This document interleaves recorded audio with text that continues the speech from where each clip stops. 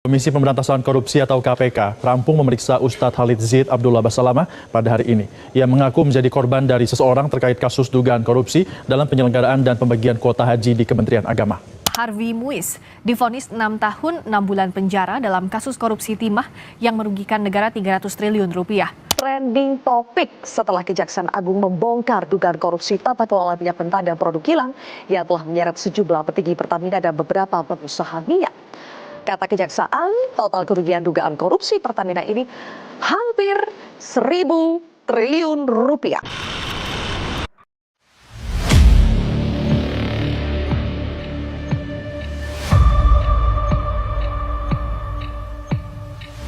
Selamat siang Pak Dedik. Selamat siang. Terima kasih sebelumnya Pak sudah meluangkan waktu bersama kami mahasiswa dari Universitas Universal. Senang sekali bisa bertemu Bapak hari ini. Supaya teman-teman yang nonton bisa lebih mengenal Bapak, boleh nggak diceritakan dulu mengenai Bapak, misalnya profesi dan kegiatan sehari-hari seperti apa Pak? Ya, terima kasih Adik Lili ya, Iya. dari mahasiswa Universitas Universal. Ya, mungkin sedikit saya ingin berkenalan buat teman-teman yang hadir ya yang di sini. Perkenalkan, nama saya Dedik Heri Sustio. Saat ini saya sebagai penyuluh pajak di Kanwil DJP Kepulauan Riau yang saya baru sekitar 3 bulan ya di sini bertugas. Dan tugas utama saya adalah melakukan namanya edukasi. Jadi edukasi apa? Edukasi perpajakan pastinya. Dengan tujuan apa? Tujuan meningkatkan kesadaran, kemudian meningkatkan pengetahuan keterampilan pajak, dan yang terakhir yaitu tugasnya untuk melakukan perubahan perilaku supaya wajib pajak atau masyarakat khususnya mungkin yang di area Kepulauan Riau ini bisa menjadi lebih patuh. Wah, keren sekali ya Pak ya.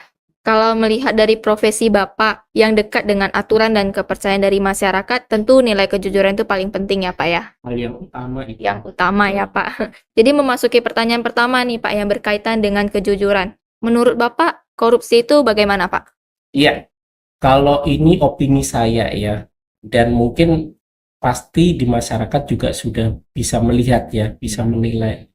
Korupsi itu ibarat sebuah penyakit ya, penyakit yang lama-kelamaan itu bisa mematikan, itu mematikan. Nah, bagaimana kaitan dari korupsi itu terhadap mungkin kita lihat negara kita ya, negara kita kan juga negara hukum gitu ya, lembaganya juga banyak dan sebagainya. Nah, meskipun kebijakan yang dibuat oleh pemerintah itu sangat masif, sangat bagus dan sebagainya, tetapi kenapa kita dipertontonkan masih ada gitu ya, istilahnya berita-berita penangkapan koruptor di Indonesia. Nah, terkait itu kita bisa melihat bahwasanya akar permasalahannya di mana sih, kenapa bisa muncul korupsi ini.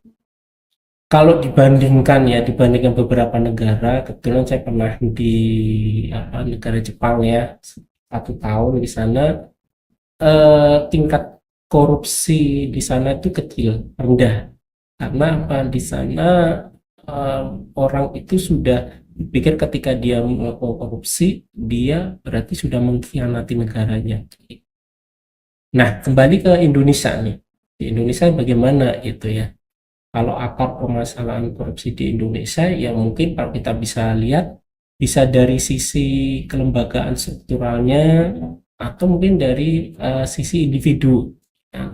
Kalau dari sisi struktural atau kelembagaannya, mungkin perlu dikaji ulang ya, terkait dengan yang pertama, seberapa besar efektivitas penegakan hukumnya ya, terkait dengan proses supaya korupsi itu tidak banyak gitu ya.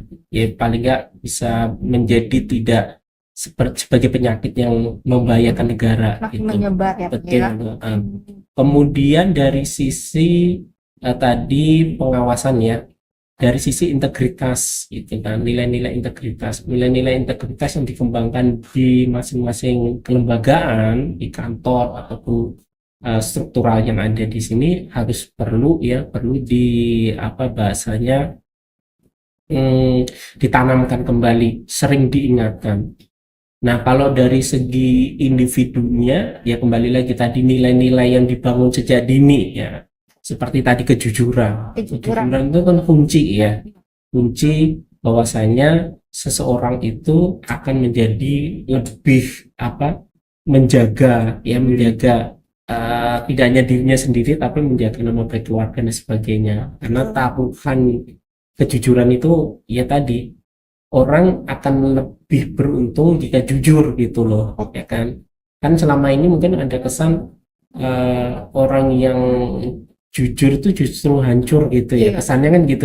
Tetapi itu harus dibalik kalau ingin memperbarui itu. Nah, selain itu dari sisi individu di sini, kalau akar permasalahannya ya bisa jadi muncul karena tadi tidak ada rasa takut. Jadi rasa takut itu kan ada yang hal wajar ya. Kalau kita ingin berbuat curang, kita takut, itu harus ada gitu loh, ya kan? Ketika kita mau mengambil hak orang, tapi ada rasa takut di sini kan, akhirnya berpikir 1000 kali. Makanya kadang keluarga kita dan sebagainya menanamkan tuh rasa takut terhadap hal-hal seperti tadi. Ya, bukan takut karena kegelapan, bukan takut karena kehilangan materi dan sebagainya, bukan, tapi ini lebih takut untuk istilahnya melakukan hal-hal, perbuatan, sikap yang tadi yang bisa merusak itu, dalam hal ini korupsi tadi. Berarti dari pernyataan Bapak mengenai korupsi, menurut Bapak apa sih yang menjadi akar utama terjadinya korupsi dan bagaimana itu dampaknya, Pak? Ya, kalau akar utama tadi sudah saya sampaikan di awal ya. Yang jelas kelembagaan ini ketika tidak ada sistem pengawasan yang bagus, tidak ada integritas yang maksimal, terus tidak ada transparansi yang sangat berarti, dan kembali lagi ke individu yang tidak ada nilai integritas, maka itu akan menjadi akar timbulnya korupsi tadi. Dampaknya apa dari korupsi yang ditimbulkan? Banyak. Kalau kita melihat kondisi sekarang mungkin bisa menghambat pertumbuhan ekonomi. Negara kita misalkan lagi bagus-bagusnya ekonominya, menarik nih, bisa investor datang dan sebagainya. Ketika ada berita, ya kan, ada tertangkap nih nama seseorang, ternyata tertangkap karena korupsi, ini otomatis nih investor juga akan mundur, ya kan, pasti akan berdampak ke sana. Termasuk dampak kesenjangan, ya kan. Orang berkorupsi berarti memperkaya diri sendiri, sehingga hasil yang diperkaya tadi oleh si oknum tadi, oleh koruptor tadi, itu akan menimbulkan dampak. Ya, dampaknya tadi kesenjangan. Yang miskin semakin miskin, yang kaya semakin kaya. Itu beberapa dampak ya dari adanya korupsi tadi. Kan banyak nih Bapak bilang dampak-dampak negatif dari korupsi. Gimana kalau sebaliknya? Menurut Bapak, kalau misalnya negara kita Indonesia ini sudah mampu menumbuhkan budaya anti korupsi di lingkungan sehari-hari kita, bagaimana dampaknya? Nah, dampaknya ya kembali lagi menjadi akan positif ya. Misalkan Indonesia mengkampanyekan budaya anti korupsi dari sejak dini, melalui mungkin edukasi, melalui pendidikan, ya, pengenalan di kampus-kampus dan sebagainya, pasti akan berdampak. Tidak hanya negaranya, tapi individunya juga. Jadi orang akan mengambil hak orang lain itu akan mikir gitu ya, wah nanti kalau saya ngambil, saya kena hukuman sanksi yang besar nih, wah keluarga saya nanti bisa keseret juga nih dan sebagainya. Jadi kalau kita mengembangkan budaya anti korupsi sejak dini, ya, saya yakin ya, itu akan berdampak positif buat negara akan menjadi lebih makmur, kesenjangan menjadi semakin terminimalisir gitu kan, dan target pertumbuhan ekonominya juga akan lebih baik. Jadi dari dampak-dampak dan langkah-langkah begitu, menurut Bapak, apa langkah nyata yang bisa kita sebagai mahasiswa dan masyarakat lakukan untuk berkontribusi dalam gerakan anti korupsi atau meminimalisir kesenjangan tadi itu, Pak? Contoh dalam kehidupan sehari-hari yang bisa kita lakukan itu apa, Pak? Ya, sebenarnya banyak ya kalau mau terlibat di dalam menegakkan atau mengkampanyekan budaya anti korupsi ya. Ya mungkin teman-teman bisa berpartisipasi aktif gitu ya di kampus gitu atau mungkin di masyarakat terkait gerakan-gerakan anti korupsi. Kan biasanya kan ada peringatan anti korupsi sedunia gitu ya. Selain itu juga bisa mencontohkan ya, mungkin mencontohkan hal yang paling kecil lah, mungkin di lingkungan keluarga dulu ya. Mungkin kalau adik Lili punya kakak gitu kan, itu bisa diinformasikan, oh gini loh bahayanya korupsi itu seperti ini. Jadi membiasakan itu dari hal yang kecil itu bisa dilakukan. Kalau lebih besar lagi mungkin di tingkat kampus gitu ya, mungkin kampus bisa bekerja sama nih dengan lembaga KPK ya kan, lembaga KPK untuk melakukan edukasi terkait pengenalan anti korupsi misalkan kepada siapa, mahasiswa-mahasiswa. Terus mungkin nanti acaranya bisa dikemas dengan acara yang menarik gitu, bisa dengan debat gitu kan, debat mahasiswa terkait dengan anti korupsi, atau mungkin dengan pengenalan ya kepada masyarakat jalanan gitu dengan memberikan beberapa pesan-pesan positif untuk membudayakan anti korupsi tadi. Benar sekali, Pak. Tapi kan dalam gerakan ini kita tentu menemui tantangan-tantangannya. Menurut Bapak sendiri apa sih tantangan yang bakal timbul dari gerakan anti korupsi ini dan bagaimana kita sebagai penggerak anti korupsi menyikapinya dengan bijak? Iya, pertanyaannya menarik ya. Tantangannya apa itu ya? Kalau kita misalnya rame-rame nih, mahasiswa rame-rame untuk membudayakan anti korupsi. Ya kembali lagi tantangan itu bagian dari proses ya. Kalau kita pengen mensukseskan budaya anti korupsi ini, tantangannya apa ya? Kembali lagi tantangannya yang kita hadapi bisa di diri kita sendiri dulu, ya kan? Ketika kita berhadapan dengan situasi yang tadi memungkinkan untuk korupsi, kita seperti apa nih? Kita tahu nggak nilai-nilai integritas kita diukur seperti apa, ya kan? Itu kan tantangan di kita. Kalau secara besar di eksternal ya mungkin kembali lagi ke lingkungan kita supportnya seperti apa.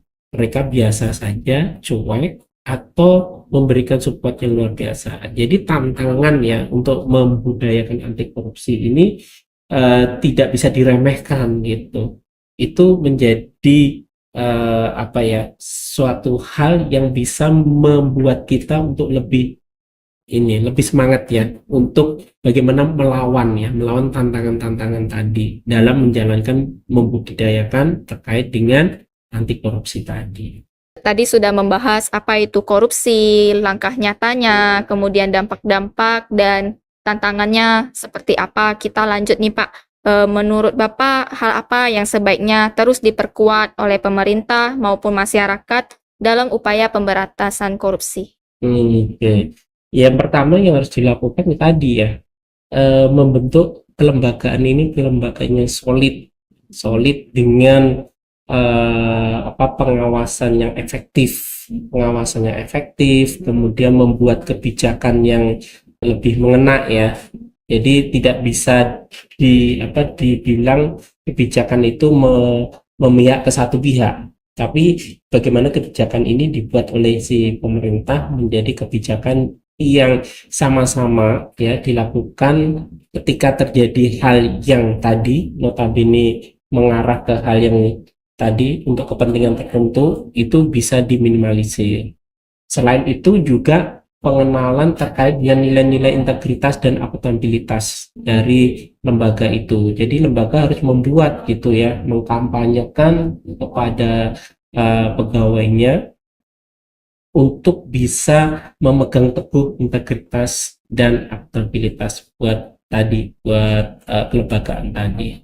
Kalau secara individu gimana? Ya secara individu kembali lagi kita kan sebagai manusia yang beragama ya, kita pegang teguh tuh ajaran-ajaran agama kita. Kan agama itu mengajarkan hal yang baik, itu mengajarkan umatnya untuk bisa bertanggung jawab, kemudian tahu bahwasanya hal yang buruk itu ketika dilakukan pasti akan ada ininya ya, sanksinya itu kan. Sanksi secara agama kan ada. Itu yang harus ditanamkan. Apa yang dilarang oleh Tuhan, maka ya kita jauhin gitu kan.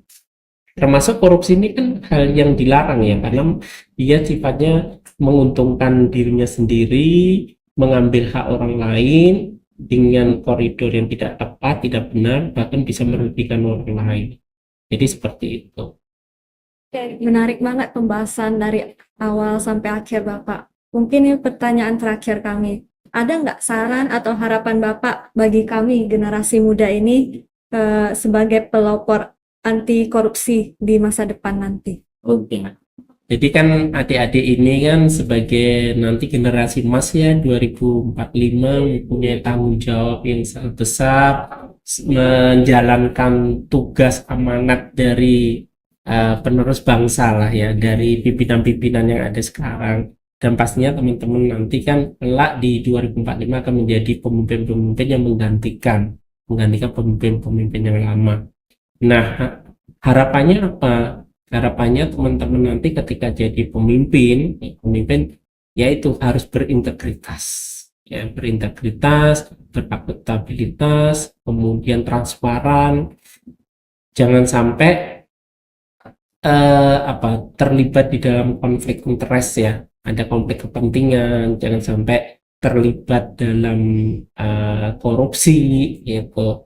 Jadi tanamkan ya nilai-nilai anti korupsi itu dari sejak awal ya. Kalau sekarang di 2025 berarti masih ada 20 tahun lagi nih ya. Jadi jangan ditunda lagi nilai-nilai tadi, nilai-nilai yang sifatnya bisa merusak integritas itu ditinggalkan. Pertahankan nilai integritas mulai dari sekarang. Mungkin itu saran harapan kami. Yang katakan benar sekali Pak. Semoga dengan adanya langkah nyata seperti yang Bapak katakan dapat terwujud di lingkungan sekitar kita. Sebagai penutup, kami ucapkan terima kasih banyak Pak sudah mau mengangkat wawasannya dan ketersediaan Bapak. Semoga pembahasan ini dapat membuka wawasan bagi kami semua dan membangkitkan semangat baru untuk lebih berperilaku jujur, adil, dan ikut serta dalam gerakan anti korupsi. Ya. Terima kasih ya Pak atas waktunya. Semoga sukses ya buat adik-adik dan teman-teman semuanya, dan tetap optimis ya negara kita bisa membudayakan anti korupsi dulu. Oke, siap. Terima kasih Pak.